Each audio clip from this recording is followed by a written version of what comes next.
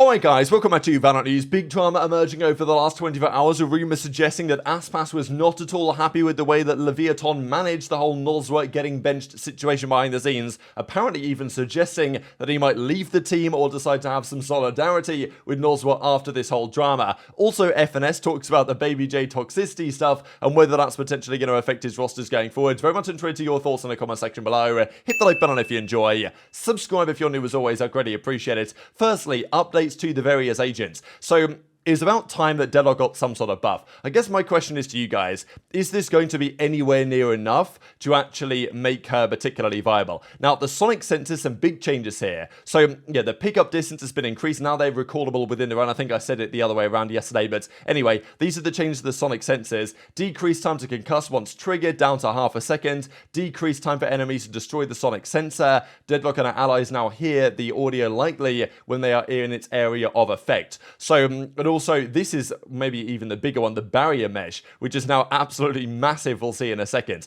So, yeah, just to make this clear, this is the barrier mesh now. Like, have a look how far out these walls go. I mean, this is a pretty absurdly big, to be honest, compared to what it was like before. Only, I mean, basically, each of the walls has pretty much doubled in length. So the sonic sensor can now be picked up. The sonic sensor now stuns faster. But, you know, as an agent, she's still not massively different to how she was before. I know that Gen.G said on stream that it's plausible that, you know, she could be used in pro play now. I think my concern with Deadlock in general as an agent is that you've got to have a Sentinel on your roster, on your composition somewhere, and basically every other Sentinel, the ones that are used at the moment, Killjoy and Cypher really, and even Chamber as well, falls into this category to some respects. They have some sort of information gathering thing, right? Obviously Cypher does and Killjoy does to a certain degree as well. Now, Deadlock also does with the sonic sensor, but you can't guarantee that, you know, if someone walks past it without making a noise, it's not triggered.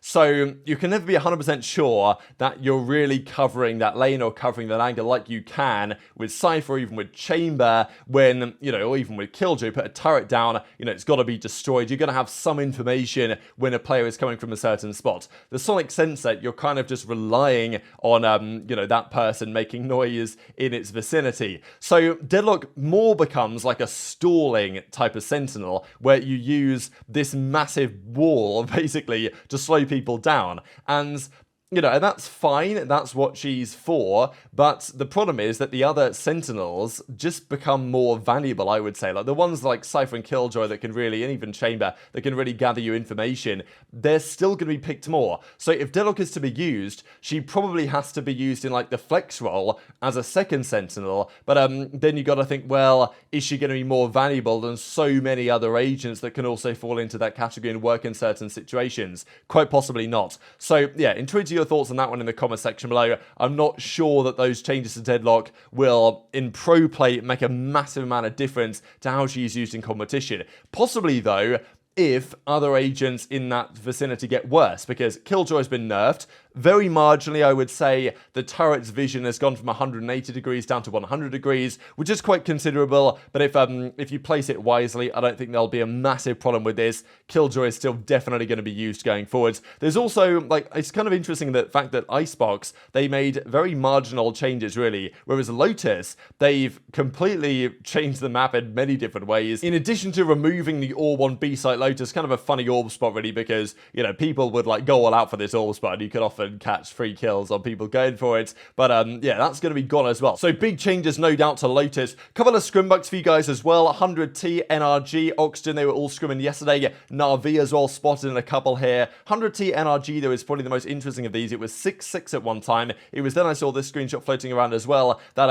it was 13-11 to 100T. So they played, I guess, the 24 rounds, ended 13-11 to 100T. So very interesting stuff. Just well, especially because Boostio presumably is on this 100T roster that they're scrimming with and playing against NRG, Ethan, NRG, Demon One that were very recently as a team together. Now let's talk about this whole Aspas drama then. So just before, I just want to clarify, this is just like a troll tweet, right? There's nothing to this, but it's a funny report, it's a funny fake report, just because it kind of aligns to some degree with what we have been seeing potentially elsewhere behind the scenes from LEV. So this tweet was doing the rounds yesterday, and it was actually then deleted. So you can speculate speculate on why this has been deleted, but and whether, you know, the source turned out not to be true, or whether they didn't want to make this public in the end, but whatever. This was put out a little while ago. Now, the person who apparently reported on this was is the manager of Nguyen, who's like the kind of Brazilian leaker that we've talked about before and has a pretty decent track record.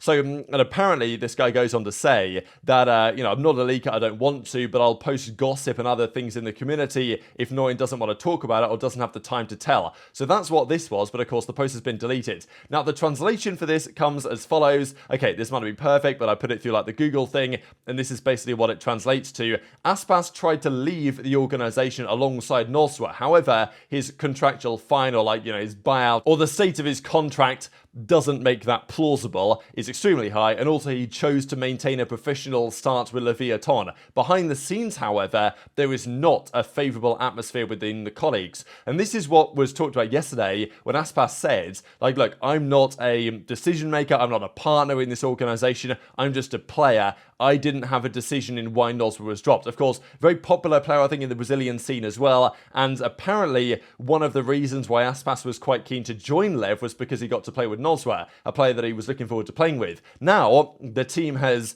either conspired from an organisational point of view or from Aspas's teammates' point of view to get rid of Noswa, potentially bring Com in instead, or maybe someone else. Probably it's Com over the rumours we've seen over the last few days. Aspas, not happy with this, wanted to clarify his stance on Twitter that he had nothing to do with it, didn't want this to be the case, and was apparently so, you know, frustrated about these decisions behind the scenes that he was speaking to the org and like, look, if you kick Nosra, I'm going to go as well. And then they were like, yeah, well, you know, you're probably not, are you really? So we've got you on a contract, lock and key, all this stuff. But it doesn't paint the picture of a healthy behind the scenes team dynamic at LEV, which is quite fascinating just because they won that event at Superdome not that long ago. They looked really good. And all of a sudden now internally, things seem like a big challenge. Now, this doesn't necessarily mean they're not going to be a great team.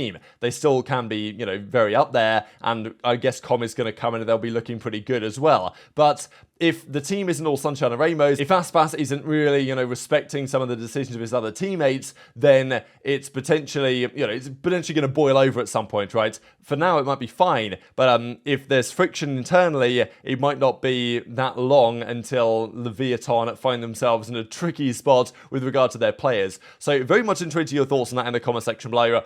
What does this mean for LEV? Because, look, we've seen other drama around the world in many other teams. I mean, to be honest, there's plenty of teams in Valorant history and esports history that have had similar stuff like this happen, and usually it doesn't end so well for certain parties. Let's not forget, Aspas just left Loud, and there was some organizational drama over there, contractual related stuff.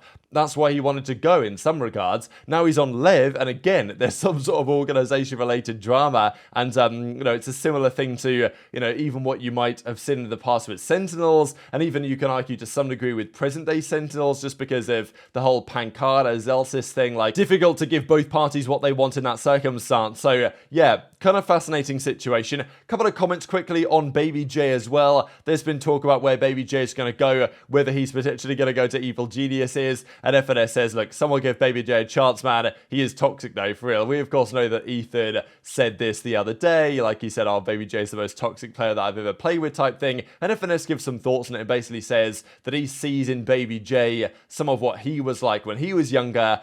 And, you know, it's a maturity thing. It's understanding that you're not always going to be right, or even if you are correct, it's worth listening to the opinions of your colleagues just to be a better teammate. Maybe that's what Ethan was kind of saying to FNS about why BabyJ wasn't the best teammate at the time. So, you know, still some talk about this. Is this going to affect BabyJ's chances on Evil Geniuses going forward? No, I was telling BabyJ this in chat. He has the same exact issue that I once had at a similar age to him, where because I was so set on my ways and how I thought about the game, not only did I think everyone else was wrong by default and I was right, I would also not take the time to hear them out. And I'm not saying he's doing that on his team, but I think he has that kind of stubbornness in him, and it causes probably friction on his teams. So he'll grow out of it, or has probably grown out of it now. But yeah, no, I had this problem in CS, especially because I was the in-game leader. Anytime I had an idea that didn't work, I would justify it. Even when there potentially was a better call to be made,